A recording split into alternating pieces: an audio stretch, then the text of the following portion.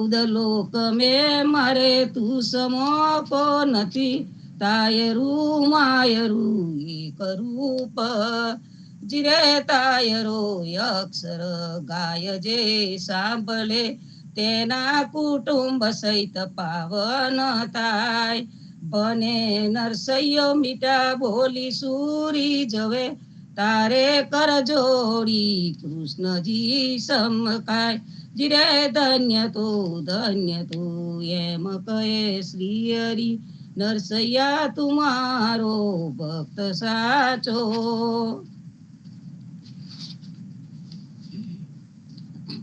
जागो जागो सी कमलापति रतन जड़ित मंगल आरती तुम जागो जागे सब कोई 14 भुवन उजियारा होई जागो जागो सी कमलापति तुम जागो भक्तन के ईसा तुम जागे जागे तेतीसा जागे धरती और आकाश मेरु मंडल जागे कैलास जागो जागो सी कमलापति जागे ब्रह्मा जागे इंद्रा 16 कला जागे रविचंद्रा जागे उद्धव और अक्रूरा हनुमंत जागे लेलंगुरा जागो जागो रे सी कमलापती नारद सारद करत खवासी चरंतला से कमला रे दासी जाग जागो सी कमलापती शंख चक्र गदा पद्मज धरो अजर मर अविनाशी करो बनती लोचन भयो अब बोरा तुम साहेब यम सेवक तोरा जागो जागो सी कमलापति आरती सी जगन्नाथ मंगला करी परस चरना विदया बदा हरी गणन गणन घंट बाजे बेन बंसरी बाजत मुदंग ताल नाद खंजरी दीपक ज्योत जगमगशी कंचनापुरी नवबाती अगर तेल पावक जरी इंद्र दमन सिंधू गाजे रोयनी कडा मारकंड शेत गंगा आनंद बरा एक नाम 3 लोक 14 भुवन संचराचरी रोम रोम रंकार काय सुडरे गरुड कंब सिंधू पोर जातरा बरी हीरा मानेक मोती पना ज्योत की जड़ी रतन सिंहासन आप बिराजे बेत की छड़ी 56 भोग नीत लागे होत हरी हरी सुर नर मुनी द्वारे टाळे ब्रह्मा वेद वचरी धन्य धन्य रागोसी आज की गड़ी धन्य धन्य रागोसी आज की गड़ी श्री राम मंत्र आरती की जय शंकर सनकादिक आदय रंग बीजे हिदे ताल बिमल बोध पंचबाती जारी तन मन्नित परोरो तो आए वेद वारी अखंड ज्योत विमल मोद भय दीन राती आरती रघुनाथ जी की कीजे परवाती कहत कबीर समझ धीर ऐसे लौलाए चरण टेक रघुनाथ जाके निबे सद पाए श्री राम मंत्र आरती की जय शंकर सनकादिक आदय रंग बीजे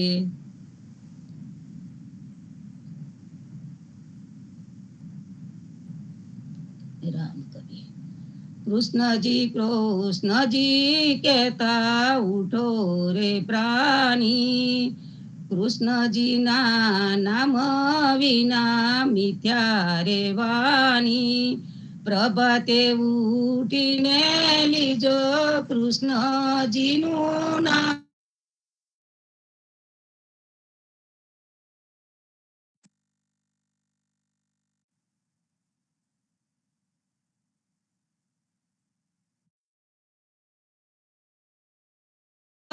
होदर मारे कृष्ण जी बात કૃષ્ણજીએ મામો માર્યો માસી સંહારી, પોતાના જાનીને હરિએ મુગતિ આપી.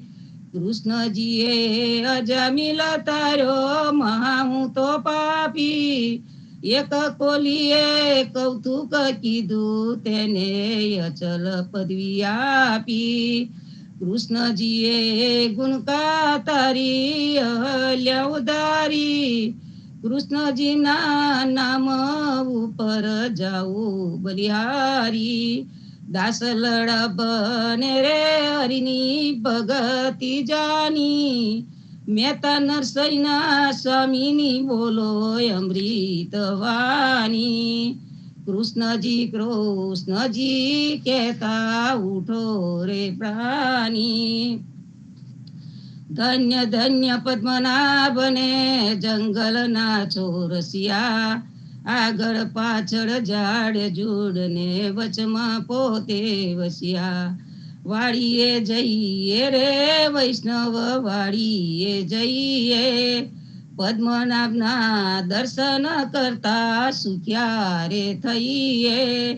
વાડી તો વૈકુંઠ સરીકી દર્શને દુખડા રે હરિએ, અધ્યારુને દર્શન દીધું એ જશોદાના છઈએ. ગોકુલ તિવાલો પાટણ પ્રખ્યા પદ્મનાભ કહીએ, અધ્યારુએ પ્રગટ ગુણ ગાયો 28 લહીએ.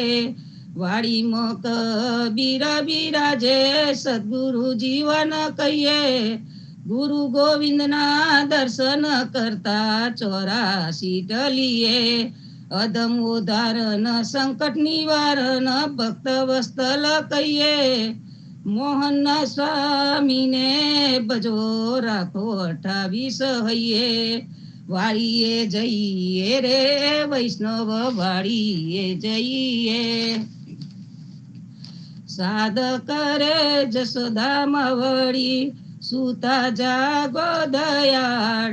સેના જાગો મારા નાથજી, તમને આવડી શિયાળ. જમુનાના તીર રળિયા મના, શબ્દ કોકિલા કરી રહ્યા. થયો પ્રાંત સકાળ, મૈડા મૈયારી ઘૂમી રહ્યા. છોરું કરે રે કલોલ, જમુનાના તીર રળિયા મના. જશોદા જગાવે માવને, સુતા જાગો ને તાત. સૂરજ ઉગે ને પંખી સ્વર કરે, ફાટ્યો પોહ પ્રભાત. જમુનાના તીર રળિયા મના, આડસ મરડીને કૃષ્ણજી ઉઠિયા. આવ્યા રંગ મહોર, દાંતની આલુ જશોદા માવડી. મારે થાય છે વાર, જમુનાના તીર રળિયા મના. સોના જારી જમુના જલ ભરી, આવેર દાંતન સાર. દાંતન આલુ દીના નાથને, મુખલું વારું માલ. જમુનાના તીર રળિયા મના, દાંતન કરીને કૃષ્ણ ઉઠિયા. દૂધયાલો જશોદાજી માય, કરમે દોનીને ખભે દામનું. જશોદા દોવાને જાય, જમુનાના તીર રળિયા મના. વાછરડા વાળે ગોવાળીઓ, જશોદા દોહે છે ગાય. સોના વાડકા દૂધે ભર્યા, માએ સાકાર સાર. જમુનાના તીર રળિયા મના. દૂધડા પાવું દીના નાથને, હૈડા ટાળા થાય. રોટલી આલુ હરિના હાથમાં, માહી માખન સાર. જમુનાના તીર રળિયા મના. સોના રૂપા કેરી કાસકી, ચૌવા ચંદન સર ચોટી ગુથું દીનાનાથની વેન મોટેરી તાય જમુનાના તીરા રળિયા મના પૂરી તરુમ સુરની શીરો સુગંધીદાર અથાના મંગાવું વિધ વિધના ભોજન કરો ભગવાન જમુનાના તીર રળિયા મના તરત નાતાવ્યા ધ્રુત તૈયાર છે દહીં દૂધ માખન સાર કપૂરે ઉતારું હરિની આરતી આરતી ઉતારે બીજનાર જમુનાના તીર રળિયા મના ભોજન કરવા કૃષ્ણ ઉઠિયા આચમનિયાલો મારી માય સોના જારી જમુના જલ ભરી આચમન લોને દયાળ જમુનાના તીર રળિયા મના ભોજન કરીને કૃષ્ણ ઉઠિયા મુખવાસ આપો નંદજી તાત લવિંગ સોપારીને એલચી પાન બીડા બેચાર જમુનાના તીર રળિયા મના માલની આવી મધુવનતી લાવી ચોસરહાર ફૂલ ભરાવું હરીને અંબોડે મોહી ગોકુળની બ્રિજનાર જમુનાના તીર રળિયા મના ચરણે મેલું તારો ચાબકો ડગલો પેરો દીનાનાથ ગજવે ગાલું બદામ પીસતા શેરડી દાળ મદ્રાસ જમુનાના તીર રળિયા મના ચરણે મેલું તારી પાવડી મોજા પેરો મહારાજ હાથમાં આલું લાલ લાકડી ગાયો છોડો દીનાનાથ જમુનાના તીર રળિયા મના જશોદાએ મૈડા વલોવિયા આશીઓ ધારી રાત બળભદ્ર વાછરડા બાંધશે ગાયો છોડો મહારાજ જમુનાના તીર રળિયા મના ગાયો ચરવા હું તો નહીં જાઉં ઓ જશોદાજી માત જમુનાના જલ છે બિહામના સાથે મોકલો સુદા માતા જમુનાના તીર રળિયા મના કદમ ચડીને જંપ લાવ્યા પેઠા સાત પાતાળ કૃષ્ણ એ કાળી નાગનાથીઓ ત્યારે કોણ હતું પાસ જમુનાના તીર રળિયા મના ગાયો ચરવા હું તો નહીં જાઉં ઓ જશોદાજી માત કાલિન્દ્રીના જલ છે બિહામના મોકલો બળભદ્ર ભ્રાત જમુનાના તીર રળિયા મના કરથી ગોવર્ધન કરગ્રયો ત્યારે કોણ હતું સાથ ટચલિયા ગળી ઉપર રાખીયો ત્યારે કોણ હતું સાથ જમુનાના તીર રળિયા મના કાલિન્દ્રીમાં જંપ લાવ્યા નાત્યો કાળી નાગ નાગનાથીને તમે સંચર્યા તમને શું કરે સાપ જમુનાના તીર રળિયા મના ગોકુળ રાખ્યું રે લંતુ રે ત્યારે કોણ હતું સાથ બ્રહ્મા વાછરડા હરી ગયા ત્યારે કોણ હતું સાથ જમુનાના તીર રળિયા મના નવા નિપજાવ્યા તેટલા કોઈએ ન જાની વાત ब्रह्माया विने चरणे नम्या वाछरडायाल्या दीनानाथ जमुना तीरा रडिया मना जमुना ने तीरे जई उभा मुख मुरलीनी टेक वनम वगाडे रूढी वासलडी गोपी सौकी दोगेर जमुना ना तीरा रडिया मनो गायो चारीने कृष्ण आविया ओ जसोदाजी मात नंदजीने या पोवदामणी આવ્યા હળદર બાત જમુનાના તીરા દળિયા મના ગોકુળ લીલા જે કોઈ સાંભળે ગાયે નર ને નાર ભવસાગર પેરોટડે ગાયે માધવદાસ જમુનાના તીરા રડિયા મના સાદ કરે જસોદા માવડી સુતા જાગો દયાળ સેના જાગો મારા નાથજી તમને આવડી શિયાળ જમુનાના તીરા રડિયા મના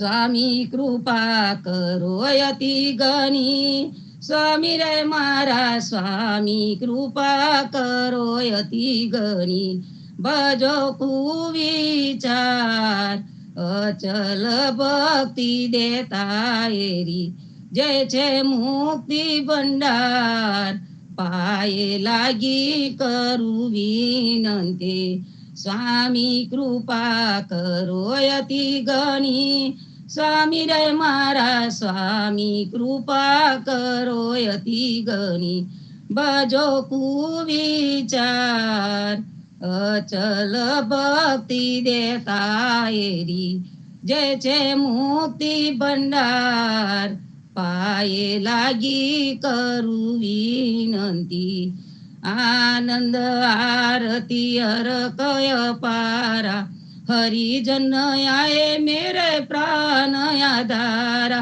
संतो दर्शन मेरे तृण ताप निवारे जन्म मरण भव सागर तारे साक पाक मली भोजन पाओ संत संगत मली हरि गुण गाओ घेर घेर मंगल होत बधाई जन जीवन ता बल बल जाई आनंद आरती अरक पारा हरिजन आए मेरे प्राण आधारा 14 बाध्यो जीवना देवर गोपति की आन वाट घाट रक्षा करो छोड़ाओ चारे कान जीवन जी छोड़ाओ चारे कान सियावर रामचंद्र की जय वृंदावन कृष्ण चंद्र की जय बोलो रे भाई सब संतन की जय सदगुरु श्री जीवन जी महाराज ने राम कवि है कृपा ने राम कवि प्रेम जीवन महाराज ने राम कवि सर्वे संतो भक्तों ने प्रभात ना राम कबीर રામ કબીર સર્વે સંતો ભક્તોને પ્રભાતના રામ કબીર ભારતમાં સંધ્યાના રામ કબીર સ્વામી પરિવારને રામ કબીર જીવનજી મહારાજની ગાદીને તેમના ક્રાંતિકારી વિચારોને સાદર સપ્રેમ રામ કબીર સંતો આપણી સાથે સહદેવભાઈ જોડાયેલા છે અને હવે તો જાણે એક આપણું અવિભિન્ન અંગ થઈ ગયા હોય એવું આપણને લાગે છે લગ રહા है जैसे वो हमारे अपने हैं और जो हमारे अपने हैं उनसे जो तंतु बंध जाता है वो कई गुना ज्यादा प्रफुल्लता देता है। आज सुबह में हम बात कर रहे थे कि आप मेरे छोटे भाई जैसे लगते हैं, तो मैंने बोला ये जो संबंध है वो किसी ने बांधा है, क्रिएटर ने बांधा है। और ये संबंध जो क्रिएटर जिस सर्जनहार ने बांधा हो ये संबंध है, ये संबंध को पहचानने के लिए जो दिल में निर्मलता होनी चाहिए वो हर एक के अंदर होनी चाहिए। भगवान ने दी है लेकिन हमारे जो अनुभव हो रहे हैं जीवन पर्यंत के, और वो जो अनुभव से हम हमारे मन में जो ग्रंथियां लेकर घूम रहे हैं, और ये जो ग्रंथियां है जो वो हमको कई बार नीचे ले जाती है। आज सहदेव भाई यहाँ पर लेक्सिंगटन में सीनियर से बात करने वाले हैं, और जो बात करने वाले हैं वो है फॉरगिवनेस पर, कि हम कैसे किसी को माफ कर सके, कैसे कुछ अघटित घटना बनी है हम उसको कैसे कैसे सुलझा सके, हम कैसे उसको भुला सके, हम कैसे उसका समाधान पा सके। इस पर ये बात होने वाली है, क्योंकि हमें क्या होता है कि कई बार छोटी छोटी बातों को हम पकड़कर हमारे जो संबंध है वो बिगाड़ के बैठ जाते हैं। 25, 30, 40, 50 साल पहले हुई कोई बात हमारे दिल में कोई कोने में छुपी है, और वो कोई कोने में जो छुपी है वो छुपी हुई बात को लेकर अभी भी हम किसी से बात नहीं करते हैं। सहदेव भाई, मैं आपको बताना चाहूंगा कि ये जो हमारी उदा भगत की जो कम्युनिटी है, ये कम्युनिटी में भी लाइक हर एक मनुष्य हर एक कम्युनिटी में होता है, वैसे कुटुंब में थोड़ा थोड़ा कलह कई जगह पे होता है, रहता है। लेकिन इसमें जो राम कबीर नाम है, एक या दो जाएंगे बोले कि नहीं ये अच्छा नहीं है, चलो राम कबीर बोल दो एक दूसरे को, और ये मामला यहीं पर बंद कर दो। तो राम कबीर का सिर्फ नाम बोलने से, जिसको हम बोलते हैं कि राम और कबीर, भगवान और भक्त की जो एकात्मता है, वो एकात्मता का नाम बोलने से ये समाज में एक बार झगड़े निपट जाते थे, कोई कोर्ट कचहरी नहीं जाता था। अब शायद थोड़ा इतना प्रभाव नहीं रहा हो, लेकिन फिर भी राम कबीर के नाम से हृदय प्रभावित होते हैं। और ये जो बात है वो ही शायद आप आज थोड़ा और कुछ ऐड करके आप करने वाले हैं। तो एक ये बात है कि आप उस पर थोड़ा प्रकाश डालें। कल मुकेश भाई ने जो क्वेश्चन पूछा था, जो हमारी कम्युनिटी के बारे में था, जो कबीर को जिसको बोलते हैं कि हम फॉलो करने की प्रयत्न कर रहे हैं, तो उसमें और क्या कर सकते हैं, क्या इम्प्रोवाइज आ सकता है। और ये जो सिर्फ एकेडमिक डिस्कशन में नहीं, लेकिन जिसको हम प्रैक्टिकल में भी ला सकते हैं कबीर को, तो उस पर अभी हम आज बात करेंगे।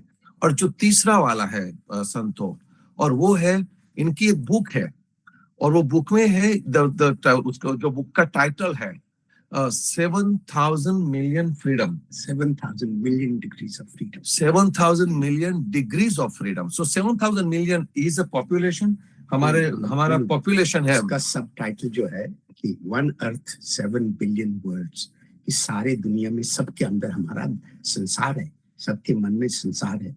तो अर्थ तो एक है, लेकिन दुनिया वर्ल्ड जो है सबने अपने अपने जिंदगी का एक तरह से अपना संसार बनाया हुआ है। तो हम उसको कैसे शेयर करें, उसको कैसे उसको समझे, ये सेल्फ डिस्कवरी, सेल्फ नॉलेज, ये सब जो चीजें हैं ये कोई छोटी मोटी बातें नहीं है। और कबीर ने तो उसको बार बार इसको कहा, जिन ढूंढा तिन पाया, गहरे पानी बैठ, मैं बोरी बॉर्डर डरी रही किनारे बैठ। जिन्होंने पहली बात जो है ये विश्वास कि समुद्र के अंदर, सागर के अंदर एक बहुत मोती है, यही विश्वास, इसको मानना कि है मैं किसी चीज को ढूंढ रहा हूँ, वो ढूंढने की जरूरत है, वो तो पहले तो ये बहुत बड़ी बात है। क्योंकि कई बार लोगों को लगता है कि मैं क्या ढूंढ रहा हूँ, फिर दूसरी बात है कि उसको ढूंढने के लिए साहस चाहिए, क्योंकि समुद्र है, उसके अंदर गोती मारनी है, उसके लिए कॉम्पिटेंस चाहिए कि कैसे तैरते हैं, कहीं तो कि मैं डूब जाऊं। और फिर अगर मिल गया वो मोती, फिर उस मोती को हम कैसे दूसरे से एक शेयर करें, उससे क्या हमारे को लाइट आएगी, क्या इल्यूमिनेशन हुई। तो इसके ये हमारी स्पिरिचुअल जर्नी है, इसके कई स्टेप्स हैं। और ये ऐसे ये छोटी छोटी बातों में हम पड़ जाते हैं, हम भूल जाते हैं अपनी जर्नी को। तो सच्ची बात है कि स्पिरिचुअल जर्नी जो है, जो आध्यात्मिक जो हमारा यात्रा है, वो बहुत सुंदर यात्रा है। और उसके लिए बहुत साहस चाहिए, और इंटेग्रिटी चाहिए, और कमिटमेंट चाहिए, सब चीजें चाहिए। तो जिन ढूंढा तिन पाया, गहरे पानी बैठ। तो जिन्होंने ढूंढा है, गहरे पानी में गोता लगाने की जरूरत है। जिन ढूंढा तिन पाया, गहरे पानी बैठ, मैं बोरी बॉर्डर डरी, मैं तो डरती रही, मैं बोरी बॉर्डर डरी रही किनारे बैठ, मैं तो गोता लगाने से डरती रही। और कभी डुबकी लगाए ही नहीं। ये हमारे सब लोगों में, ये सबकी कहानी है एक तरह से, कहीं कोई ज्यादा है, कोई कम है, लेकिन ये कोई ऐसा नहीं कि मेरी कहानी नहीं है। मैं भी बहुत डरता था, भी डरता हूँ बहुत जोर से, सभी की कहानी है ये। पर साहस, अगर साहस हो, जैसे हम कई जाते हैं, हिंदुस्तान जाते हैं, भारतवर्ष जाते हैं, तो चाहते हैं कि हिमालय देख के आएंगे, ऊपर जाएंगे, मंदिर देखेंगे, सागर देखेंगे, राजस्थान में कितने सब डेजर्ट है उनको समझेंगे, देखेंगे। तो सबके लिए पहले तो चाहिए कि मैं जानना चाहता हूँ, दूसरा साहस, फिर इंटेग्रिटी, फिर साथ में संग, कि हम अकेले नहीं, साथ में सत्संग बनाए, ताकि मेरे को अकेला ना लगे कि मैं ही पागल हूँ कर रहा हूँ, बाकी लोग भी साथ जा रहे हैं। प्रेमी ढूंढत मैं फिरिया, प्रेमी मिलिया ना कोई, प्रेमी को प्रेमी मिले तो विश्व से अमृत हुए। तो हम प्रेमी हैं, है? सभी साध, कबीर बार बार कहते हैं साथ सुनो भी साधो, सबको उन्होंने तो कहा कि सब सीकर्स हैं, तो सुनो भी साधो। तो हम एक तरह से प्रेमी हैं, और प्रेमी को प्रेमी मिला है तो विश्व से अमृत हो। ये जो छोटी बात है उसको हम कैसे समझे, तो ये बहुत बड़ी बात है, बहुत बड़ी यात्रा है। जिंदगी बहुत बड़ी यात्रा है, सुंदर यात्रा है, और हमको भूलना नहीं चाहिए। और हम जो फादर हैं, मदर हैं, पेरेंट्स हैं, ग्रैंड पेरेंट्स हैं, हमको ये संदेश बच्चों को भी, दूसरों को भी, जनरेशन को, ताकि लगे कि ये तो जिंदगी एक ग्रेट पिलग्रिमेज, बहुत बड़ी यात्रा है। तो ये आपने जो यात्रा की बात की, और जो आपका स्टडीज भी एनवायरमेंटल स्टडीज में काफी रहा है, तो एक धरती है, अर्थ। कल बात कर रहे थे कि अगर कोई एलियन है या नहीं हमें नहीं मालूम, अब तक तो नहीं ढूंढ सके हैं। अगर है तो कैसे उसके साथ कनेक्ट करेंगे, क्या शेयर करेंगे, उसकी बात करते थे। वो तो अभी है या नहीं है उसका पता नहीं है, लेकिन ये धरती हम सब शेयर कर रहे हैं। तो ये धरती जब हम सब शेयर कर रहे हैं, तो हर एक की जिम्मेदारी होती है कि ये धरती की प्रिजर्वेशन भी करें। कल जब हम हेनरी डेविड थॉरो की जगह पर गए थे, तो देखा था कि जो 3 लोगों पर उनकी ज्यादा इन्फ्लुएंस रही है, उसमें महात्मा गांधी थे, मार्टिन लूथर किंग थे, और वो एक बहन जी थी जो साइंटिस्ट एनवायरमेंटल स्टडीज में, yes, Rachel, and she wrote the book on something like springs. Yes. Yeah. So basically, she wrote a wonderful book, and when she wrote a book on environmental protection, lots and lots of people got, कई लोग उस पर पागल हो गए कि ये क्योंकि उसने लिखा कि ये पेस्टिसाइड्स या केमिकल से ये जो यूज करेंगे हम, तो ये लॉन्ग टर्म में धरती को बिगाड़ने वाले तत्व हैं। अभी एक पूरी ऑर्गेनिक मूवमेंट शुरू हो गई है और वो उस तरफ जा रहे हैं, लेकिन जब इसने ये बुक लिखी तो उसका भी ऑब्जेक्शन हुआ था। इतना बड़ा पूरी दुनिया में चहल पहल मच गया था। Silent spring was the book, yes. तो ये जो हम शेयर कर रहे हैं उसमें ये जो दिक्कतें आती है, उसके लिए क्या कर सकते हैं? ये बहुत बड़ा हमारे लिए चैलेंज है दुनिया भर में। अब हम देखते हैं कि कई जगह इतनी गर्मी हो रही है और सारे पैटर्न जो हैं, क्लाइमेट पैटर्न चेंज हो रहे हैं, तो समझने की क्यों हो रहे हैं। क्योंकि अभी मैं एक हफ्ते के लिए कॉन्फ्रेंस अटेंड कर रहा था स्टार आइलैंड में, न्यू हैम्पशायर में। एक हफ्ते के लिए वहाँ पे कोई 150 लोग आए हुए थे। उसमें से कुछ लोग बहुत मशहूर लोग हैं, एस्ट्रोफिजिसिस्ट हैं। तो थीम उसका यही था कि अगर दूसरे कहीं जगह से हमारे यहाँ एलियंस पहुंचे तो उसका क्या हमारा ट्रीटमेंट होगा, उससे हम क्या सीखेंगे, कि वो हमारे को डिस्ट्रॉय करेंगे या हमारे को एक्सेप्ट करेंगे। तो एक तरह से ये भी बहुत कमाल की बात है कि इस दुनिया में हम अभी तक लगता है कि इतनी बड़ी गैलेक्सीज हैं, इतने बिलियंस ऑफ गैलेक्सीज में इतना कुछ है, लेकिन हमारी अर्थ में, हमारी पृथ्वी में ही पता लगता है कि लाइफ है। और लाइफ ही नहीं, कई तरह की लाइफ है। ह्यूमन बीइंग्स भी है, इंटेलिजेंसेस भी हैं, बर्ड्स भी हैं, इंसेक्ट्स भी। ऐसा क्यों है? इतनी बड़ी यूनिवर्स में एक ही जगह पे क्यों है? तो एक तरह से महिमा भी है और क्यूरियोसिटी भी है। तो अगर हम इस धरती को भारत माता कहते हैं, पृथ्वी को भी माता समझते हैं, मदर है, तो हम we should learn how to respect the mother, किसकी क्या क्या जरूरतें हैं, क्या करना चाहिए, क्या नहीं करना चाहिए। तो ये जो एनवायरमेंटल मूवमेंट है, इस वेरी न्यू मूवमेंट, कुछ पिछले 60 साल में ही शुरू हुई है। और हम लोग, जब मैं कनाडा में पढ़ाता था, तो हम पहले, हमारा डिपार्टमेंट था मैन एनवायरमेंट स्टडीज। तो लोग पूछते थे ये कैसा डिपार्टमेंट है, बायोलॉजी का डिपार्टमेंट है, ज्योग्राफी का है, या केमिस्ट्री का है, या फिजिक्स का है। पर उस समय तो ये शब्द एनवायरमेंट पता भी नहीं था। तो अब मैं देखता हूँ कि दुनिया भर में सारी यूनिवर्सिटीज में, कॉलेजेस में लोग जानना चाहते हैं कि हम सॉइल को कैसे इस्तेमाल करें, वाटर को कैसे इस्तेमाल करें, स्काई में क्या क्या पोल्यूशन होता है, क्यों होता है, कैसे करते हैं। और ये सब चैलेंजेस हैं। और हम पहले तो 2000 साल पहले हमारी पॉपुलेशन, ह्यूमन पॉपुलेशन कोई 2-3% थी। उस टाइम में कोई 200 million people in the whole world, whole earth. अब हमें 8,000 मिलियन, 8 बिलियन, तो कितना चेंज हो गया है।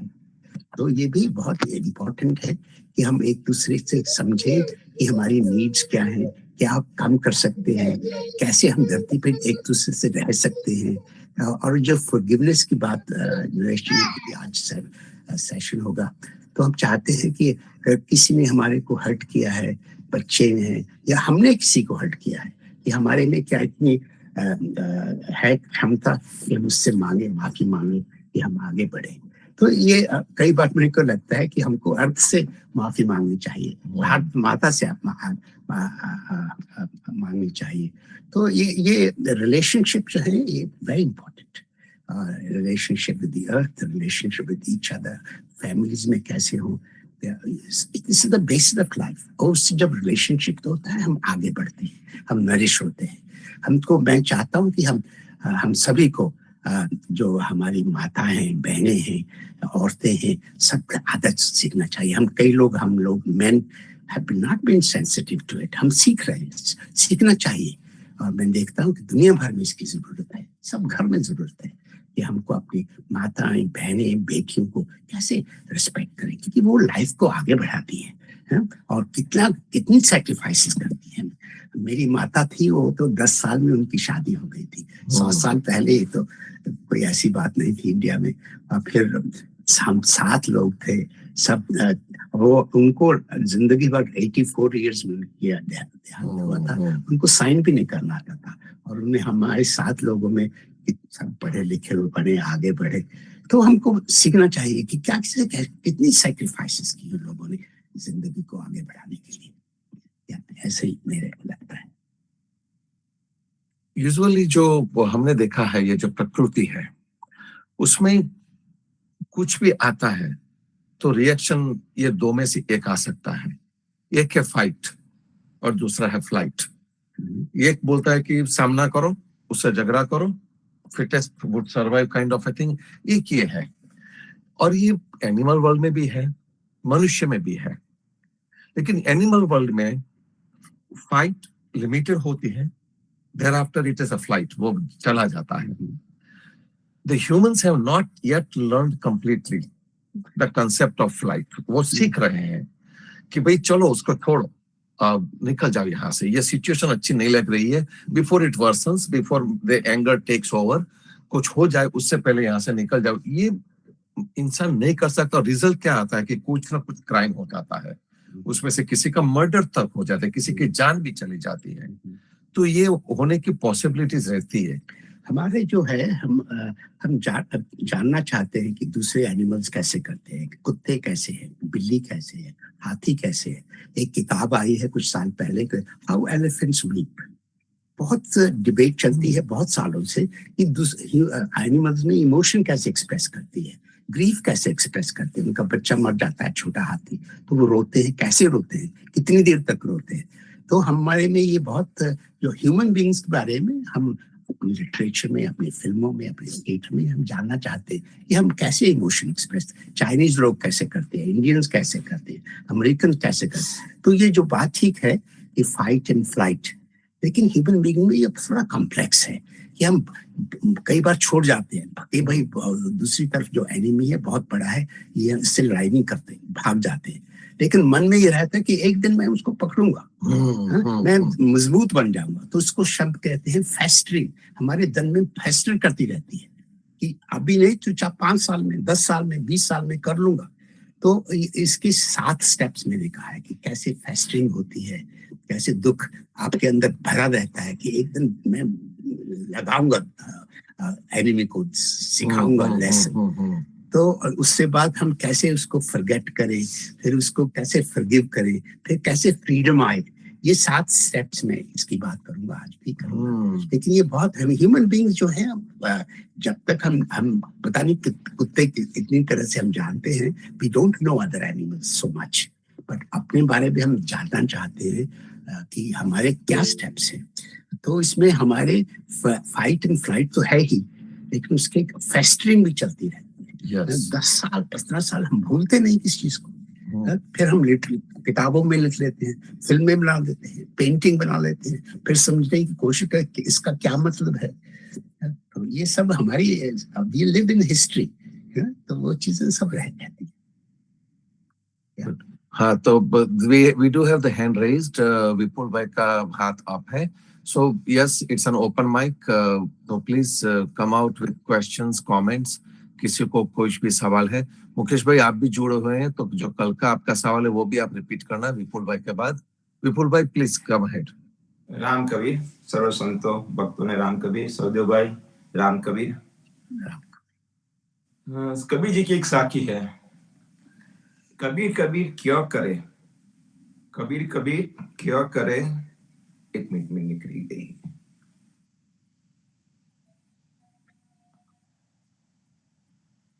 कबीर कबीर क्यों करो, खोजो आप शरीर, 5 इंद्रिय वश करो, तो आप ही दास कबीर।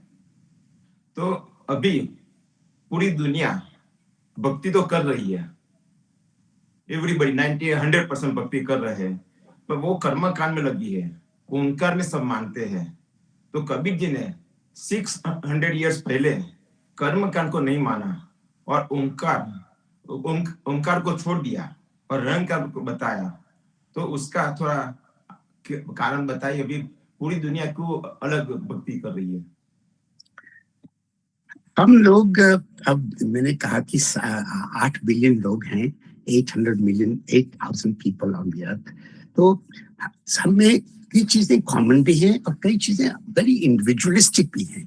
तो जैसे 3 चीजें मेरे को लगता है कि जो हमारे पे एक्ट करती हैं। एक तो नेचर क्या है, नेचर हमारे बायोलॉजिकल फंक्शंस क्या है, क्या साइकोलॉजिकल फंक्शंस क्या है, वो चीजें हमने अपने, वो nature has given us to us. हम उसका रोल ऑफ नेचर बायोलॉजिकल है।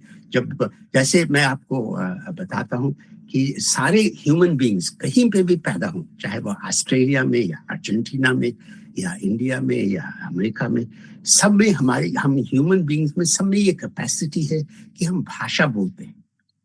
और कई बार लगता था कि दूसरे लोगों की जो भाषा है वो जिब्रिश है, इसमें कोई कुछ स्ट्रक्चर नहीं है। अब हम समझते हैं कि सबसे भी प्रिमिटिव भाषा, कितनी प्रिमिटिव उसको कहो, बहुत स्ट्रक्चर है। उसके अंदर नाउन कहाँ आता है, प्रोनाउन कहाँ आता है, वर्ब कहाँ आता है। तो कमाल की बात है कि ये हमारी ह्यूमन कैपेसिटी है, तो ये नेचर ने दी है। This is a gift given to us by nature, that is what defines our humanity. पर दूसरा स्टेप आता है कि हम कौन सी भाषा बोलते हैं, तो वो कल्चर बताती है। माँ क्या बोलती है, कहते हैं मदर टंग, तो आपकी मदर टंग। तो अगर आप हिंदी बोलते हैं, गुजराती बोलते हैं, इंग्लिश बोलते हैं, तो that is culture has given to us. तो उसको हम कहेंगे नेचर नर्चर इंटरैक्शन। नेचर ने दिया एक, कर नेचर। तो तीसरी जो है कि हमारा सेल्फ, हमारा अपना सेल्फ क्या है।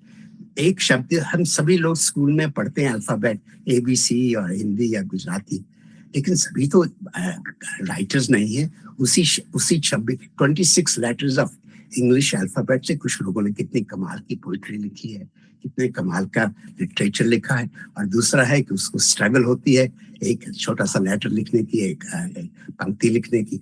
तो वो that is where our individual self comes.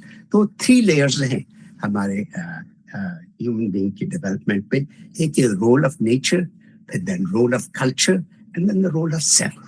Three interaction.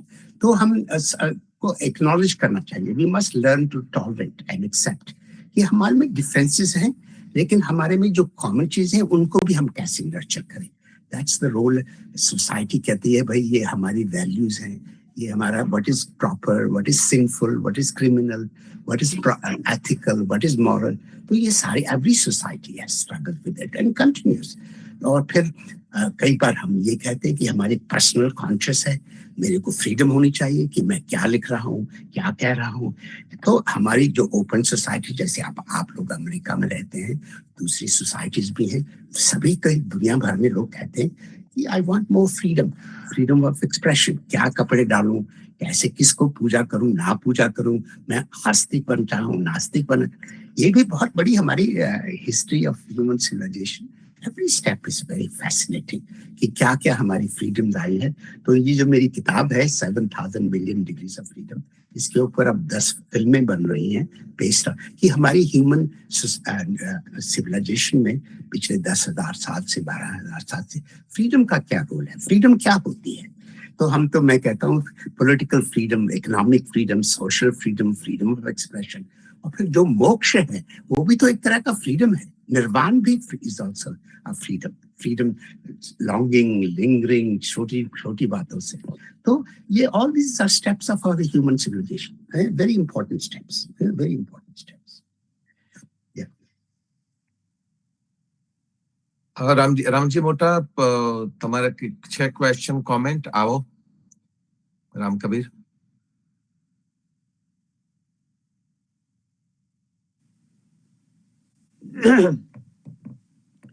Shri ज्ञानी जी महाराज जैसे संत आए आपके यहाँ, आपके वहाँ अमृतवाणी सुन रहा हूँ. आपकी अमृतवाणी बहुत बहुत धन्यवाद आपको. आपको बहुत धन्यवाद. आप बहुत अच्छा लग रहा है.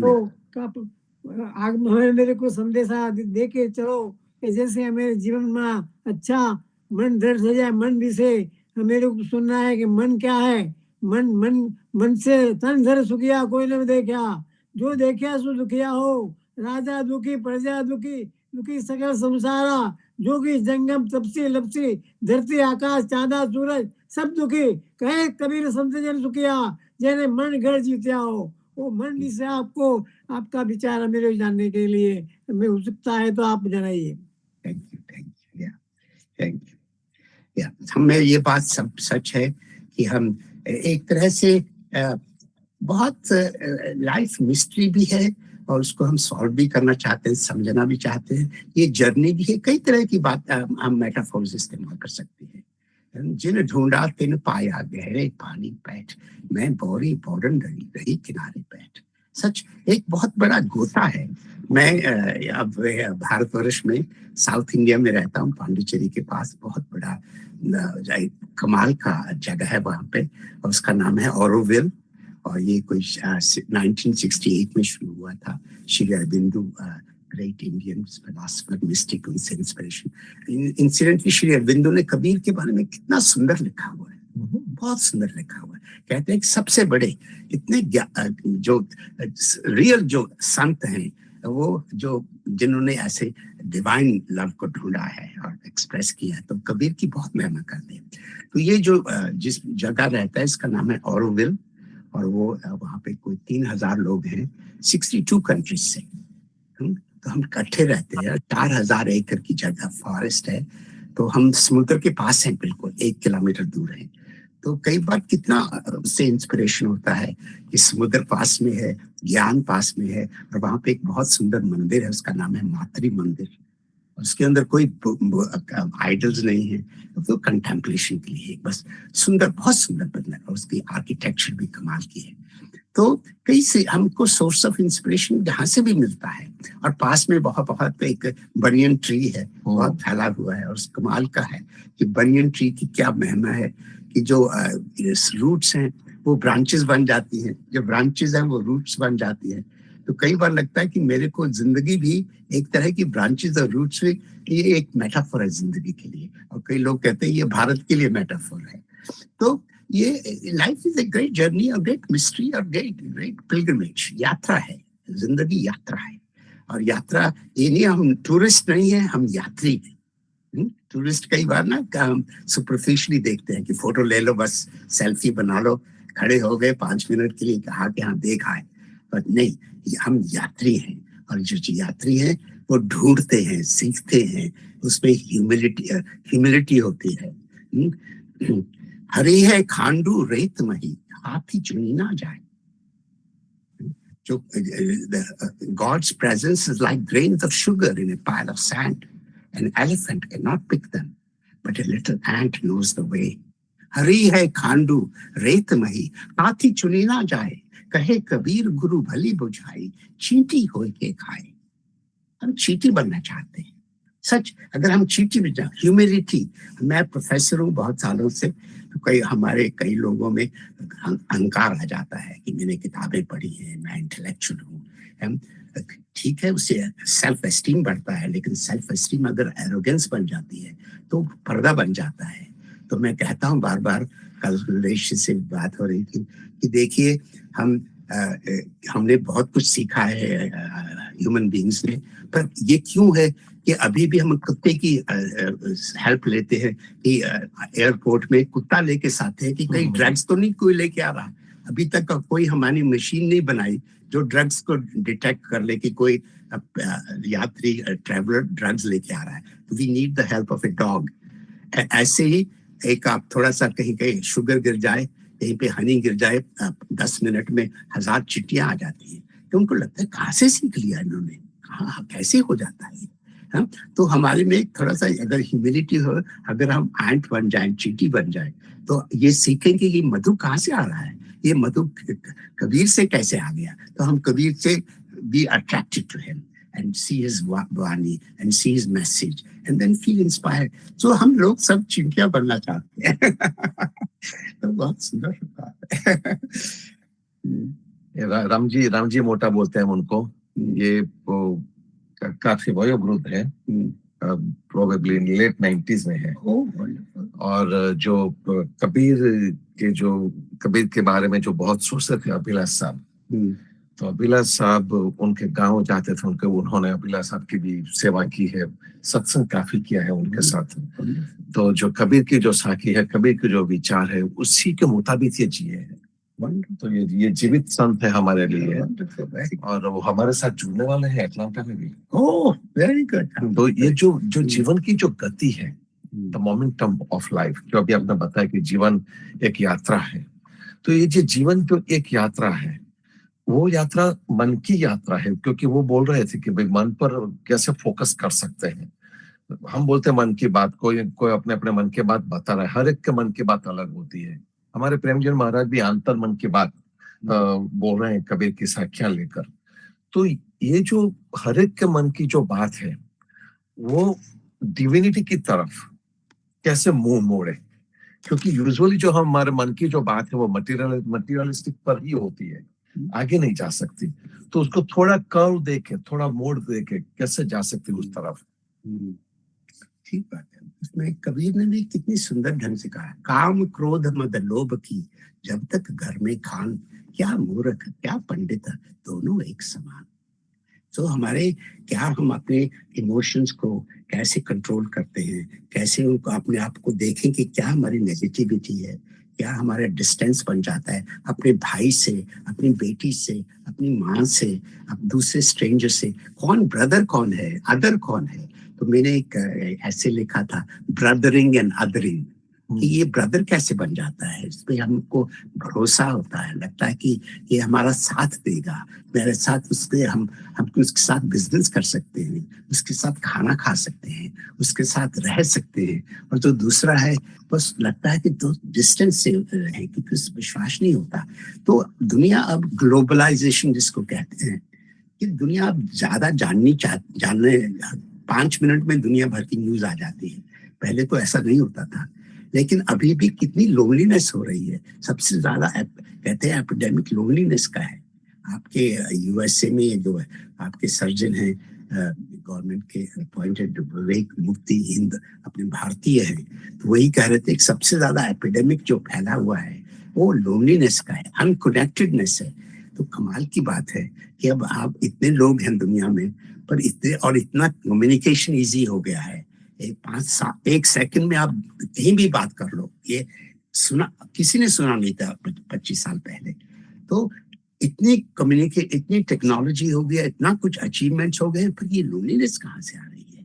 तो ये भी समझने की बात है कि हम एक दूसरे से कैसे कनेक्ट करें, प्यार करें, समझे एक दूसरे से कुछ चीजें सीखें। तो humility is very important, curiosity is very important. और भी 2 हाथ अप है। सूरज के वहां से हाथ अप है, आप ओपन कीजिए और संवाद कीजिए।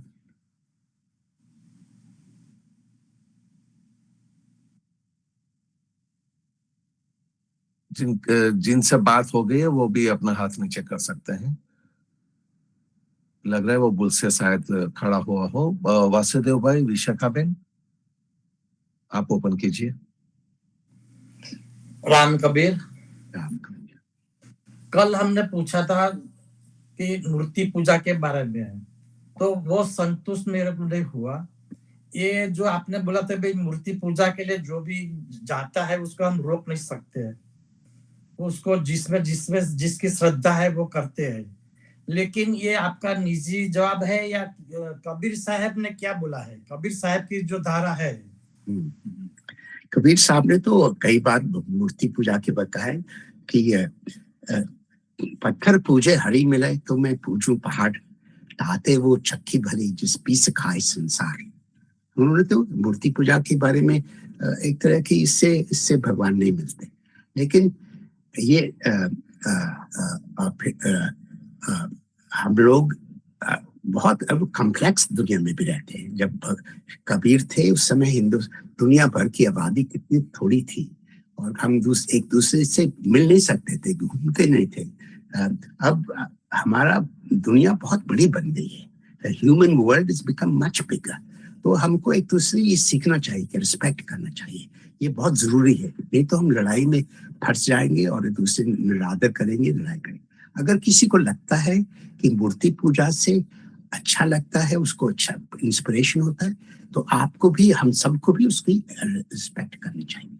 मेरी दिस इज माय अप्रोच, और यही मैं कबीर से भी यही सीखता हूँ कि हम एक दूसरे का आदर करना चाहिए। क्योंकि अगर आदर नहीं करेंगे फिर झगड़े होंगे, लड़ाई होगी, मरेंगे, काटेंगे, तो उससे क्या होता है कि और नफरत होती है और डिस्टेंस बढ़ता है, प्यार नहीं बढ़ता। नहीं, हमारे समाज में कबीर धारा कई जो है वो चलते हैं। समाज के लिए जो संदेश है वो मूर्ति पूजा के लिए क्या ये अच्छा संदेश है? मैं तो मूर्ति पूजा की में नहीं हूँ, लेकिन मैं देखता हूँ कि अपने हिंदुस्तान में, अपने भारत में कितनी सुंदर सुंदर मूर्तियां बनी हुई है, शिव की, विष्णु की, और इतने कई 1500 साल पहले बनी हुई। अभी मैं गया था बॉम्बे में, वहां पे एलिफेंटा केव्स है 5वीं 6वीं शताब्दी में, और वहां पे एक है अर्धनारीश्वर, उसमें शिव पार्वती का दोनों का। तो मेरे को हैरान हो गया कि कैसे बनाया है, कैसे इंस्पिरेशन हुई है, कैसे हमारे टूल्स होंगे। और ये कोई पोइट्री नहीं है कि 2 दिन में आप लिख लें, ये कोई कम से कम 80 साल लगे होंगे उसको बनाने में। 22-23 फुट ऊंची है। तो उसमें क्या है कि जिसने बनाए हैं, एक जनरेशन ने नहीं बनाए, कई आर्टिस्ट ने बनाई होंगी, कि उनमें ये विश्वास होगा कि आंख ऐसी बनानी है और नाक ऐसी बनानी है, कि जो इंस्ट्रूमेंट, जो ज्वेलरी डाली हुई ऐसी बनानी है, वो चेंज नहीं करने, 80 साल तक उसमें ऐसी महिमा कर। तो ये भी बहुत बड़ी हमारी अचीवमेंट है, हमको उसको कम नहीं करना चाहिए। कि लोग कई तरह से कॉमेंट नहीं है, ये तो कबीर की एक साखी भी है, जिसको मैंने बनाया वो मेरी मूर्ति बना के पूछते हैं। मतलब मैं जो जिसको बनाया वही, वो तो एक कड़ा है, सुंदरता की एक कड़ा है तो मानने के लिए। बिल्कुल बिल्कुल। हम कई तरह से जो भगवान, जिसको भी हमारे महिमा, कई तरह से उसको एक्सप्रेस करते हैं। कई बार पोइट्री में, कई बार पेंटिंग में, कई बार स्कल्पचर में, कई बार डांस में। हमारे कितने सुंदर डांस है, क्लासिकल डांसेस, कितने उनमें महिमा है। तुमको लगता है कि वे भी एक एक्सप्रेशन है प्यार का, भगवान का। मेरी पत्नी जो है वो डांसर है, कथक डांसर, तो वो तो कहती हैं कि मेरे तो भगवान डांसेस में ही आते हैं। तो वो हमको रिस्पेक्ट करना चाहिए, सीखना चाहिए, है ना? हमको यही मेरे से कबीर मेरे को बस बार बार ह्यूमिलिटी रिमाइंड करते हैं कि हमको अहंकार नहीं करना, कि दूसरे की ये रास्ता है, ठीक है, उसको अगर यही अच्छा लगता है, ठीक है, उसको रिस्पेक्ट करनी चाहिए। शर्मिष्ठा बेन, आओ राम कबीर। राम कबीर, सर्व संतों को प्रभात का राम कबीर, सहदेव भाई को राम कबीर। अब हम सब संतों प्रभात के सत्संग में कबीर के बारे में बहुत कुछ सत्संग करते हैं, पढ़ते हैं, लेकिन तुमको सुनकर और जानने की तमन्ना होती है। तो उसके जन्म के बारे में कंफ्यूज होता है कि उसको कोई नदी में छोड़ तो गया, कौन छोड़ गया ते भी मालूम नहीं है। तो क्या वो कोई ब्रह्म तत्व प्रकट हुआ है? क्योंकि उसके मुंह से तो जो विचारधारा आती है, जो लोग के बारे में दुखी होता है, और उसके मुंह से साखी और दोहा सर पड़ता है। तो वो अगणित उसके दोहे कैसे सर पड़ते? वो तो अनपढ़ था, कुछ पढ़े लिखे नहीं था, निरक्षर था। तो वो जानने की तमन्ना हो जाती है। और रानी जी भी कबीर के बारे में उसको मिलने के बाद उसको भी गुरु मान लिया और बोला कि कबीर भटक मुआ भेदी बना, कौन बतावे धाम, चलता चलता जुग गया, पाव कोस पर गाम, सदगुरु शब्द बताया, आद्य पुरुष का नाम, ज्ञानी सोई ग्रही रहा, दूजा सुनही काम। तो हमको वो जन्मे के बारे में समझाइए। तो क्या वो ब्रह्म तत्व है, कोई अवतारी पुरुष तो नहीं थे, ऐसे बोलते हैं। हाँ, तो आपको सुनकर हमको વધારે तमन्ना होती है। बोलो। हमको मालूम है कि कबीर के बारे में बहुत कंट्रोवर्सी होती रहती है, क्या मुसलमान थे, हिंदू थे, कहाँ पे पैदा हुए, कैसे हुए। पर कबीर ने बार बार उनको जब थे तो हिंदुओं ने, ब्राह्मणों ने, मुसलमानों ने उनको बहुत देर से ठीक से ट्रीट नहीं किया, उनको बहुत दुख दिया, क्योंकि पढ़े लिखे नहीं थे। तो उनको लगता था कि इनको ज्ञान कहाँ से आ गया, इनको ब्रह्म ज्ञान कहाँ से आ गया। तो फिर ये भी बहुत बड़ी बात है कि जो पढ़ा लिखा नहीं है तो हमको अहंकार हो जाता है, जो टीचर्स हैं, प्रोफेसर्स हैं, एकेडमिक्स हैं, कि इसको ज्ञान कहाँ से आ गया। तो कबीर ने, इनकी सबसे बड़ी महिमा ये है कि कबीर कहते हैं कि जो मैंने आंखों से देखा है, मैं कहता आंखन की देखी, तू कहता पोथी की लेखी। देखो ना कितनी मैं कहता आंखन की देखी, तू कहता पोथी की लेखी, मैं कहता सिरजा बनहारी, तू राखे और रिझाई रे, तेरा मेरा मिलन कैसे एक हुई नहीं। मैं कहता हूँ कि वो सारे कहीं फैला, सारे ब्रह्मांड में है, तुम उसको किताबों में छुपाए रहते हो। तो ये तो हमारा मिलन कैसे होएगा। तो ये भी बहुत बड़ी बात है कि कैसे कबीर ने उसको सब कहीं देखा है। जो असली ज्ञानी है, जिसने असली पिलग्रिमेज किया है, वो किताबों में नहीं है। तो बार बार वो किताबों से इंस्पिरेशन हो सकती है, हम सीखते हैं किताबों से, शब्द से, पर अगर हम सोचें कि इसी में है तो हम अपनी आंखों को बंद करें। और कबीर ने फिर उसी बात को फिर कहा है, कितनी बार कहा है, कितने सुंदर ढंग से कहा है। लिखा लिखी की है नहीं, अरे देखा देखी की बात है। It's not matter of intellectual debate. It's opening your eyes. आंखें खोलो। कैसी आंखें? अंतर की आंखें। ये आंखें हैं इतनी सुंदर, सबके लिए। हम दुखी होते हैं अगर हमारी आंखों में दर्द होता है, या कैटरैक्ट आ जाता है, या लगता है कि हमको ग्लासेस चाहिए, वो ठीक है, लेकिन अंतर की भी आंखें हैं। थर्ड, जिसको हम थर्ड आई कहते हैं, अंतर किया। जो हमारा शब्द है हिंदी संस्कृत में ऋषि का मतलब क्या है? जो देखता है, ऋषि, seer, he is a seer और शी इज अ विजनरी। तो कबीर जो है वो सीयर थे, ऋषि थे, कबीर वो विजनरी थे। तो वाकई लिखा लिखी की है नहीं, अरे देखा देखी की बात, दुल्हा को दुल्हन मिली क्यों, फीकी पड़ी बारात।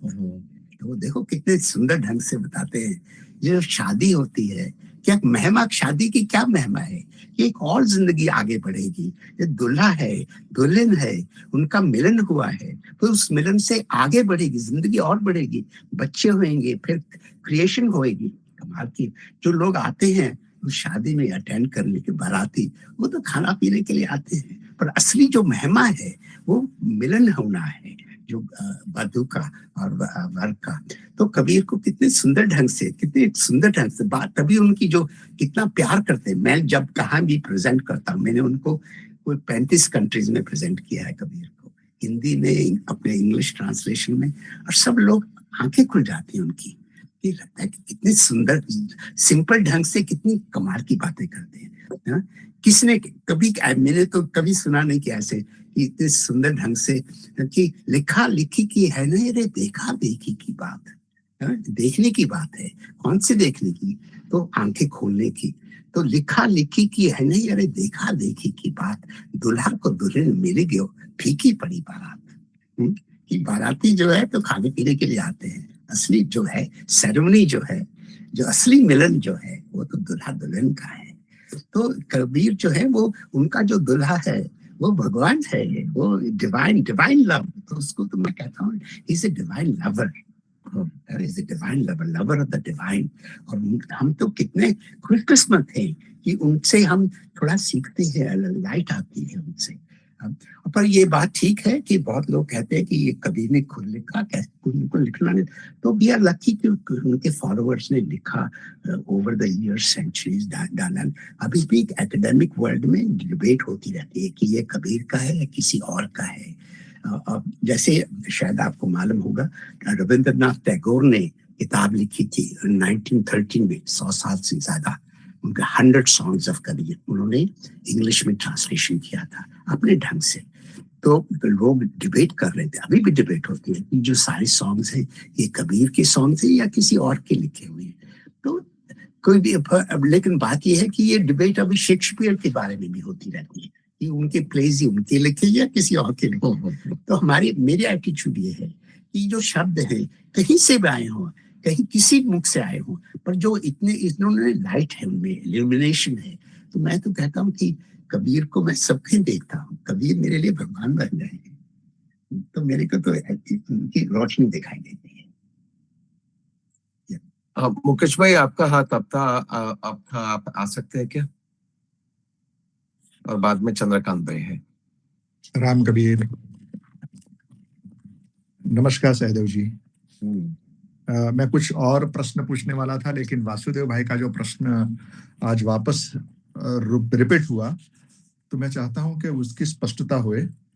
आपने उनका जो उन्होंने जो प्रश्न किया था, आपने उत्तर बहुत ही माने उम्दा उत्तर दिया आपने, लेकिन he was expecting the reply into the context. तो आई बिलीव जो कंटेक्स्ट थी वो हट गई हमारी, ऐसा मेरे को लग रहा है। आपका जवाब बहुत ही उम्दा था। उनको कहीं जो मूर्ति पूजा के बारे में उनका जो प्रश्न था, वो प्रश्न के समाधान से उनको किसी के साथ लड़ना नहीं था। He do not want to kill illusion, or he do not want to fight. He want to fight against illusion. He want to kill the illusion, and he want to understand the actuality. Basically, faith है, diversity है India में काफी, और diversity में अलग अलग तरह की फेथ है। लेकिन उनका प्रश्न जो है, क्योंकि हम एक कबीर विचारधारा में रहते हैं, हमारी 400-425 साल से हम जिस वातावरण में, जिस माहौल में रह रहे हैं ना, तो it is very much concrete, but still he want to concrete his thought more by your clarification कि फेथ है, दैट इज ओके, डाइवर्सिटी में अलग अलग फेथ है, लेकिन व्हाट इज फैक्ट? जो कबीर ने हमने समझाया है और कबीर की वाणी से हम जो जीवन जी रहे हैं, उसमें जो हमने फैक्ट समझा है, he wanted to acknowledge that fact from you as a learned person and as a journey आपकी जो है 35 साल की, he wanted to concrete his faith of fact in your words. लेकिन मैं वासुदेव भाई को जवाब अपनी ओर से दे रहा हूं, and then you can add into this, sir. Vasudev भाई, बेसिकली कबीर एंड जीवन जी महाराज दोनों ने मूर्ति पूजा का निषेध किया है। वो मूर्ति पूजा का निषेध इसलिए नहीं किया है कि किसी के साथ लड़ना है, झगड़ना है, लेकिन जो बेसिकली बाह्याचार जो है, और बाह्याचार से हम डिस्ट्रैक्ट होते हैं ना, उसका समाधान ढूंढने के लिए हमें मूर्ति पूजा से बाहर ले गए हैं। ये ठीक बात है। यजुर्वेद में भी कहा है नश्य नश्य प्रतिमा अस्ति ना तस्य प्रतिमा अस्ति, और ये उपनिषद में भी वापस कहा गया है। बेसिकली आप सहदेव सर ने जो बात करी थी कि एक शेख आए थे और शेख साहब ने उनसे बात करी थी, और शेख सहदेव जी ने शेख साहब को बोला कि आपकी बेटी की पिक्चर है, आप उस पर थूके। वो नहीं थूक पाए, लेकिन इस जो आपने जो उसका समाधान आपने दिया था ना, तो जब आप जवाब दे रहे थे तब मेरे स्मरण में स्वामी अग्निवेश जी आए थे उस वक्त। और स्वामी अग्निवेश जी हरियाणा के थे आपके। हाँ, मैं उनसे मिला हूँ। हाँ, तो स्वामी अग्निवेश जी से सिमिलर प्रश्न किसी ने किया था, और उन्होंने बोला कि आप थूक सकते हैं, लेकिन स्वामी अग्निवेश ने उसका बहुत ही अच्छा जवाब दिया था। I would like to repeat that on behalf of Agnivesh ji. बोला था कि अगर मूर्ति जो है, वो मूर्ति, उन्होंने पहले दाखला दिया था कि एक चूहा है, एक चूहे के सामने एक मिट्टी का लड्डू रखो और एक गेहूं घी और गुड़ का लड्डू रखो, चूहा कौन सा लड्डू चुनेगा? चूहा शायद गलती से मिट्टी के लड्डू के पास भी गया तो उसको छुएगा नहीं, वो खाएगा किसको? जो अनाज से बना है, जो घी से बना है, जो गुड़ से बना है। तो चूहे में वो सेंस है क्या मिट्टी का है और क्या वास्तव है। और हम ह्यूमन वो भूल जाते हैं कि असल परमात्मा तत्व जो है वो कहां पर है, और हम मूर्ति के पीछे भागते हैं। स्वामी अग्निवेश ने कहा कि मूर्ति कला के लिए बहुत अच्छी है। आपने अभी जो कुछ नाम दिए, इट्स एक्सट्रीमली, प्रतिमा जो है, ग्रीस में भी प्रतिमाएं हैं लेकिन वहां वर्शिप नहीं है। जब एक कबीर की एक बहुत बढ़िया साखी है सर, जो यहाँ मेरे को लगता है कि वो यहाँ बोली जाए। मैंने अभी इंटरनेट से इमीडिएट ढूंढी है मैंने, कि माटी का एक नाग बनाया, पूंजे लोग लुगाई, जिंदा नाग जब घर से निकले, ले लाठी धमकाई। तो जब माटी की मूर्ति बनाते हैं या माटी का नाग बनाते हैं, लेकिन वास्तव में सूंड वाला बच्चा हमारे घर पैदा होता है, 4 हाथ वाला बच्चा हमारे घर पैदा होता है, तो उसको हम नॉर्मल ह्यूमन बीइंग कहेंगे या इट्स विकृति कहेंगे हम? ये कल्पनाएं हैं। और बेसिकली मूर्ति किसकी बनाते हैं? मानवी की बनाती है। जब सृष्टि का सर्जन हुआ, सबसे पहले एक कोशीय जीव है, सिंगल सेल जीव, विच इज अमीबा। अगर अमीबा ने परमात्मा के बारे में सोचा होता, दो amoeba was not having the brain, लेकिन अगर अमीबा ने परमात्मा के लिए सोचा होता तो उसने अमीबा बनाई होती। अगर गधे के पास बुद्धि होती, गधे ने सोचा होता, तो गधे ने मूर्ति किसकी बनाई होती? गधे की, नहीं कि मानव की। और मानव ने मूर्ति बनाई है तो मानव ने अपने जैसी मूर्ति बनाई है।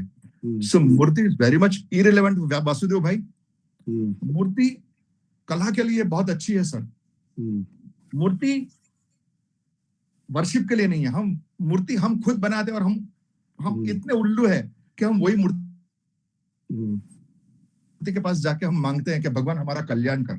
परमात्मा कहाँ बैठा है? मैं आज जो डिस्कस करने वाला था आपसे, एक समाधान ढूंढने वाला था, वो सब्जेक्ट दूसरा था। लेकिन फिर भी जो कबीर ने जो परमात्मा बताया है, वो शरीर ही परमात्मा नहीं है। जगत ने जो मूर्ति बनाई है, वो मूर्ति परमात्मा की नहीं है। और यहाँ मैं अभी एक चीज કે કબીરજી ને બહુ મુકેશભાઈ ત્યાર પહેલા હું તમને કહું કે આજનો જે આન્સર છે એ હવે મૂર્તિ પૂજા માટે એમને એમ કે જમાને કે સાથ ચલો એવી એમની વાત છે કહેવાની. ના, then Kabir is not relevant. Kabir નથી અલાવ કરતા, પણ અત્યારનો જે જવાબ છે એમનો, अगर जमाने के साथ चलना है तो अगर कबीर प्रस्तुत है तो मूर्ति पूजा छोड़नी पड़ेगी. और मेरे को, मैं अभी एक श्लोक, अभी मैं ये मेरे साथ उपनिषद अभी मेरे हाथ में है. I am having the Upanishad in my hand. Yes. न तस्य प्रतिमा अस्ति यस्य नाम महद यशम. वो बोलते हैं कि प्रतिमा जो है, वो प्रतिमा जैसी कोई चीज नहीं है. सबसे श्रेय कर, सबसे यश कर अगर कोई है तो नाम स्मरण है. दिस इज यजुर्वेदा और श्वेतास्वर उपनिषद जो है, उसमें दोनों में ये कोटेशन है सर. तो अगेन वासुदेव भाई, बेसिकली परमात्मा जैसे ने, it is not a matter of expression. પ્રસ્તુતિનું માધ્યમ નથી, એ અભિવ્યક્તિનું માધ્યમ નથી. It is a medium, it is a outcome of experience. जब तुम अनुभूति करते हो वही परमात्मा है। और अनुभूति कबीर ने कहाँ करने को बोला है? साधो सहज समाधि भली में बोलते हैं कि खोजी होय तो तुरंत मिले हैं पल भर की तलाश में। बिल्कुल ठीक बात है। कहत कबीर सुनो भाई साधो, मैं श्वासों की श्वास में। बिल्कुल ठीक। कहीं एक बार बोलते हैं ना में मंदिर ना में मस्जिद ना काबे का इलाश में। तो ये बेसिकली कबीर यहाँ पर है। And basically faith, respect, humility, 100% agree, we want harmony in the world, okay, but same time what is fact, what is actual, that Vasudev bhai want to understand. And I think Vasudev ભાઈ, હું કદાચ તમને કહું છું કે આપણે કોઈની શ્રદ્ધા પર પ્રહાર નથી કરતા, પણ આપણે એક સરસ સમાધાન જોઈએ છે. એક એલોનનેસ છે સરજી, આપણે બોલા એલોનનેસ, લોનલીનેસ, लेकिन लोनलीनेस से we have to go upward, elevate towards solitudeness. Yes, very good. हमारा और सॉलिट्यूडनेस कहाँ पर है? जो परमात्मा हमारे अंदर है, जो मूर्ति में नहीं है, जो बाहर में नहीं है, तीर्थ में है. तो शंकराचार्य जी ने बहुत अच्छा कहा था, न माता पिता वा न देवा न लोका, न यज्ञा न तीर्था, न यज्ञा न वेदा न तीर्थम ब्रुवंती, तदेव को वशिष्ठ शिव केवल. आत्मा जो तत्व है आत्मा के अंदर, वो न माता है न पिता है, दैट मीन्स शरीर ही नहीं है. न माता पिता वा न देवा न लोका, मैं ना कोई देव हूं, न लोक हूं, वैकुंठ हो, गौलोक, अक्षरधाम, कुछ नहीं हूं. न यज्ञा न तीर्था न यज्ञा न तीर्थम, न यज्ञा न वेदा न तीर्थम ब्रुवंती. मैं यज्ञ में नहीं हूं, मैं वेदों में भी नहीं हूं, मैं तीर्थों भी नहीं हूं. कहां पर हूं? एक केवल पवित्र परमात्मा हूं. It's clarifying. ये बात आई थिंक वासुदेव भाई, जो हमारे संस्कार जो हैं, हम मूर्ति पूजा को हमारी समझ को एलिवेट करने के लिए, हमारी समझ जो है संस्कार है, उसको कॉन्क्रीट करने के लिए हम मूर्ति पूजा का जो आपका प्रश्न है वो सही है, आप जो समझ रहे सही है. हमें किसी से लड़ना नहीं है, हमें और एलिवेट होना है. लड़ने की बात ही नहीं है, लेकिन एक समाज के लिए एक संदेश क्या है, तो कल जो मैंने पूछा था इसके बारे में खुलासा मैंने किया. कबीर साहब ये इनका जवाब है या मैंने बोला कबीर का क्या है? मैं ऐसा कबीर के कंटेक्स्ट में मैं जो बोला हूँ, I think it close to your understanding. This is my understanding also. But Sahdev ji, I really thankful, I appreciate. यही कंटेक्स्ट में अगर आप कहेंगे तो वासुदेव भाई को और वासुदेव भाई जैसे बहुत सारे लोगों को समाधान होगा. मैं I will conclude with one quote. हम एक रेशनल सभा में गए थे प्रेमचंद महाराज के साथ, और वहां बहुत सारे लोग, एक पुस्तक पर प्रस्तुति थी, ईश्वर नो इनकार, ईश्वर का इनकार. Then Premchand Maharaj bluntly and bravely said, मैं ईश्वर का इनकार नहीं करता हूं. रेशनल सभा के अंदर प्रेमचंद महाराज बोल रहे हैं कि मैं ईश्वर का इनकार नहीं कर रहा हूं, लेकिन जगत का ईश्वर वो मेरा ईश्वर नहीं है, मेरा ईश्वर मेरे अंतर में है. राम कबीर. कबीर ने कितने सुंदर ढंग से कहा कि मैं आपसे बिल्कुल सहमत हूँ. बहुत सुंदर ढंग से आपने शेयर किया है. जंत्र मंत्र सब झूठ है, मति भर सब कोई, सार शब्द जाने बिना कागा हंस ना कोई. ये समझे कितना उन्होंने, जिसमें के जंत्र मंत्र कितने रिचुअल्स, राइट्स, ये वो, ये तो उससे इल्यूशंस बन जाते हैं जो हम देखना भूल जाते हैं. सार शब्द जाने बिना कागा हंस ना हुई.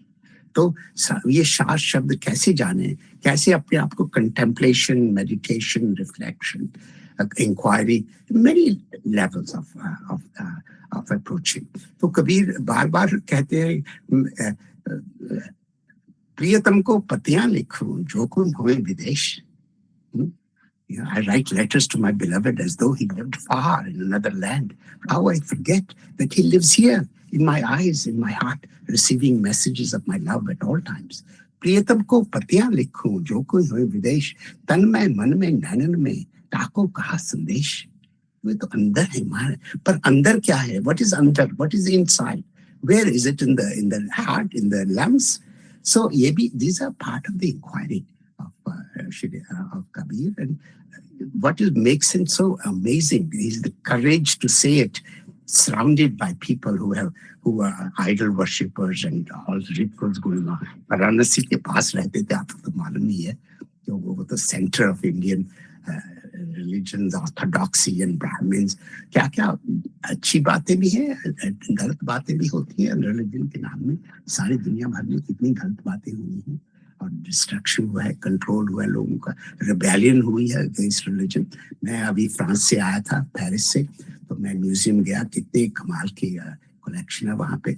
लेकिन आपको पता है कि जब फ्रेंच रेवोल्यूशन हुआ था तो उन लोगों ने बस part of rebellion against Catholic church, और उनकी मूर्तियां कितनी डिस्ट्रॉय की थी वहां पे। अभी भी चर्च में चले जाइए, किसी का नाक कटा हुआ है, किसी का ईयर कटा हुआ है, किसी का हेड कटा हुआ है, तो पूछे यार कैसे हुआ।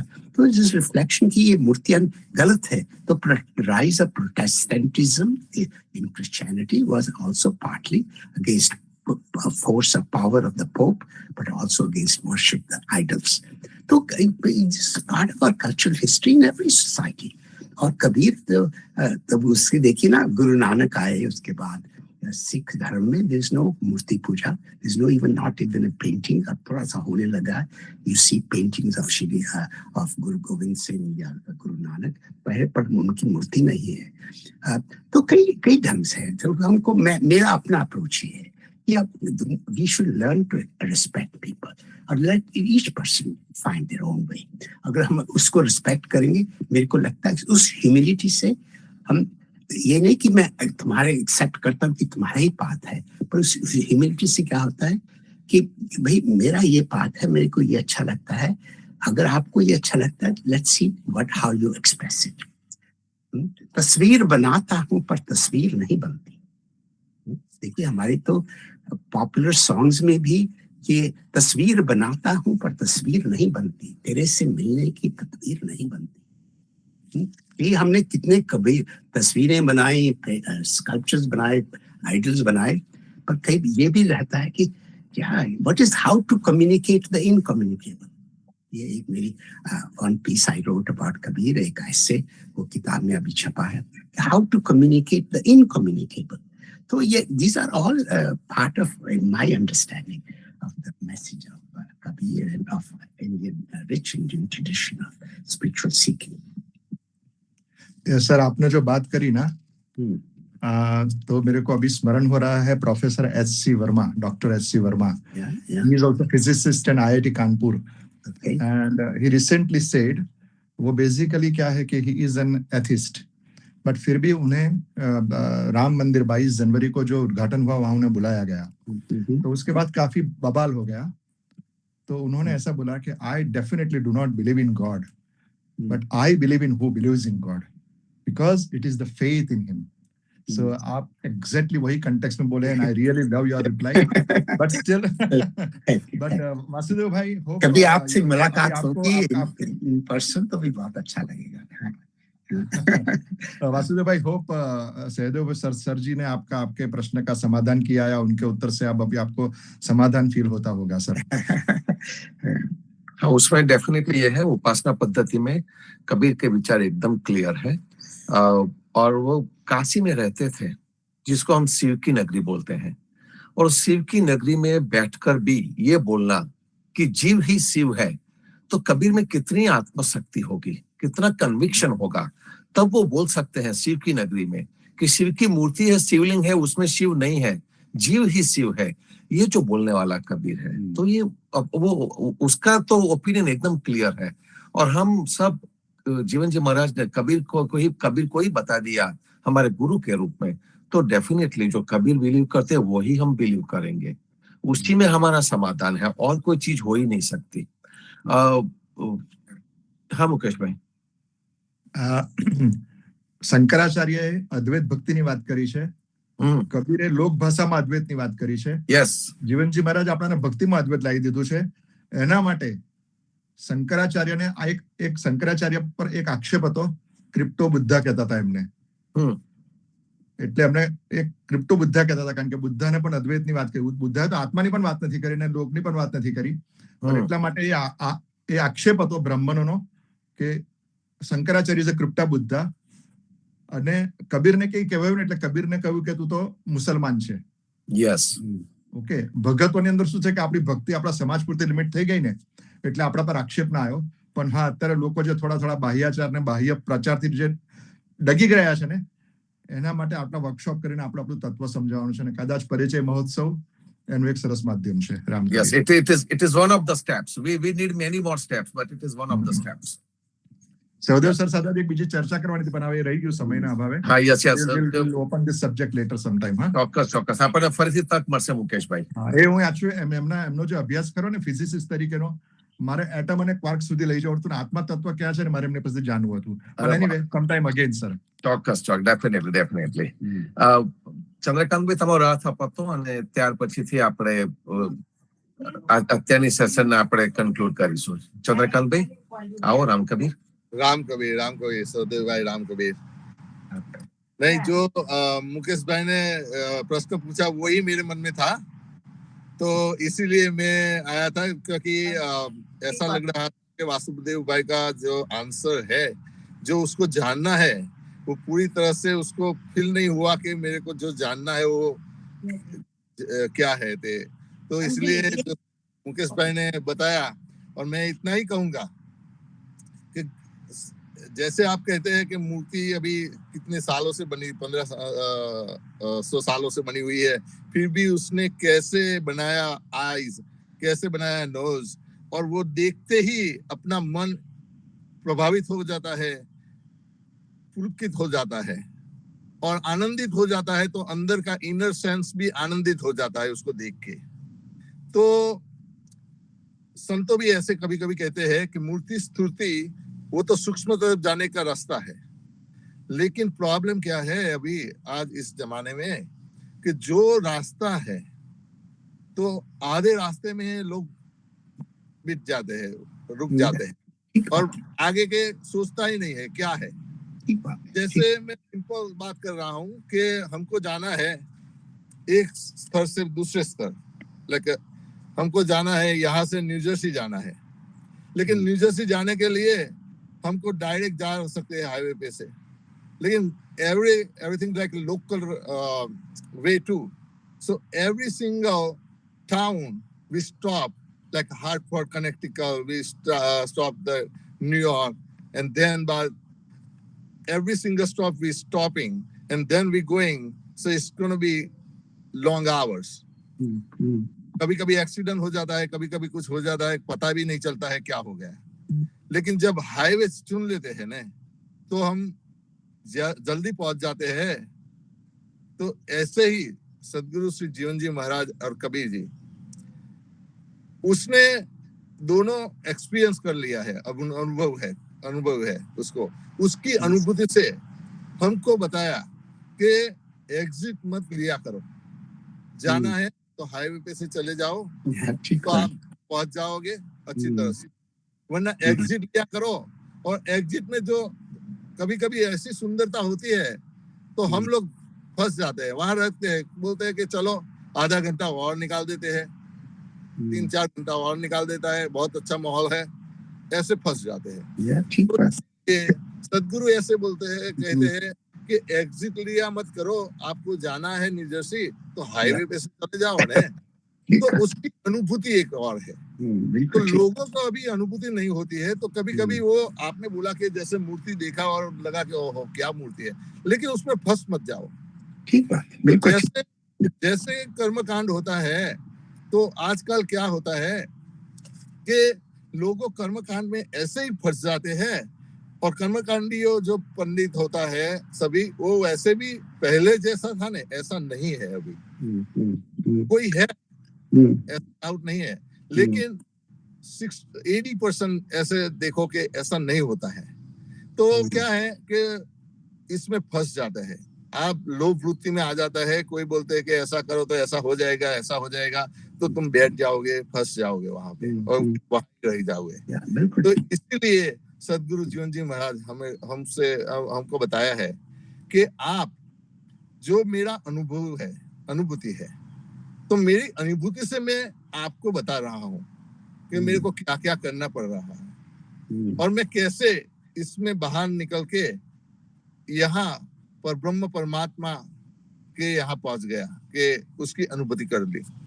तो इसलिए जो वासुदेव भाई है, उसको वही जानना था कि ये भी सच है, लेकिन ये भी सच है कि भाई सदगुरु ने अपना बताया है। तो सब हम बोलते हैं ना, शब्द ही ब्रह्म है। तो सदगुरु भी कितना हमको बता के ऐसा ग्रंथ भी लिखे गया है कितना, तो उसको भी हम ब्रह्म की तरह मानते हैं और उसको जो फॉलो करते हैं तो भी हम ये रास्ते पे चल सकते हैं। वही था। ठीक बात। मैं अगर 2 मिनट लेके आपको बताऊं कि बहुत साल पहले न्यूयॉर्क सिटी में ट्रेड फेयर में 1964 में एक स्टैचू आया इटली से, पहली बार आया इटली से कभी, वो माइकल एंजेलो का statue called Pieta, it's which means literally means compassion, करुणा। और ये बहुत सुंदर माना जाता है। 1498 में बना था और उसमें क्या है कि क्राइस्ट को he is just been killed and he is lying in the lap of his mother मेरी।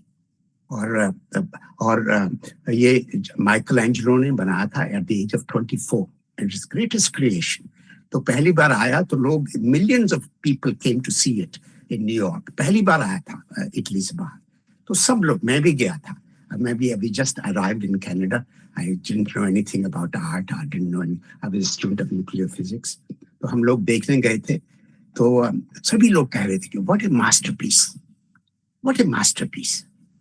तो ये हम एडमायर करते हैं आर्ट को कि उसमें क्या कमाल का है और कितने लोगों ने क्या क्या लिखा उसके बारे में, क्या क्या एक्सपीरियंस हुआ, सुंदरता, एस्थेटिक्स और inspiration.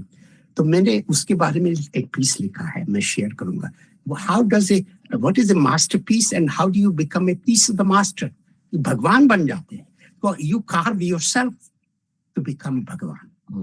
There is a difference between creating a masterpiece in sculpture, in stone, and then you treat yourself as though you're a stone, you're carving yourself to become a piece of the master. ये मेरे लिए Kabir became the piece of the master. He became the master. And the very big step between what is a beautiful sculpture and how you become from that sculpture, actually become a piece of the master. Oh, beautiful. So we do not reject the wonder of creation of an artist. That's our world will be diminished world if we didn't have great art in painting, in music, in dance, in sculpture. But we will also learn we begin to learn how to become a piece of the master. How to become आंखें खोले, हम ऋषि बनने की कोशिश करें। ये मेरे लिए कबीर तो is a great Rishi, is a seer, he's a piece of the master, he's a master. So this is my understanding. Yes. बहुत ही अच्छा भाव है सहदेव जी। भक्तों की तो काफी इच्छा है कि आप सब बातें करते ही रहे, लेकिन टाइम की भी लिमिटेशन है, हमें आगे फंक्शन में भी जाना है। तो डेफिनेटली फिर मिलेंगे। परिचय महोत्सव में हम आगे ढूंढेंगे, ये जो बातें कर रहे हैं उसी को आगे ले जाएंगे। तो डेफिनेटली परिचय महोत्सव में हम मिलेंगे, कई लोगों को रिमोटली मिलेंगे, कई लोगों को इन पर्सन मिलेंगे। लुकिंग फॉरवर्ड, सबको मिलने की आशा है, हमारी बातें करने की, संवाद करने की आशा है। आते रहेंगे, मिलते रहेंगे। तो संतो याद रखना कि 3, 4 हमारी लिंक ओपन नहीं रहेगी। हम बंद रखेंगे लिंक को, क्योंकि परिचय महोत्सव में जैसा हम लाइव आएंगे, प्रभातिया भी लाइव आएगा, संध्या आरती भी लाइव आएगी, सत्संग तो पूरे दिन चलने वाला है, इंटरैक्टिव सेशंस भी चलने वाले हैं। तो हम सब मिलेंगे। तब तक के लिए सबको प्यार भरा राम कबीर, सर्वे संतों भक्तों को राम कबीर। सर्वे संतों ने प्रभात में राम कबीर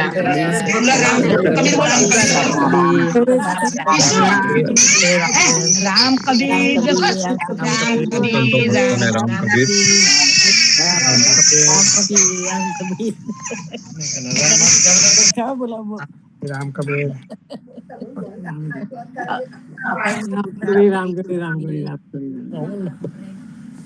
राम कबीर।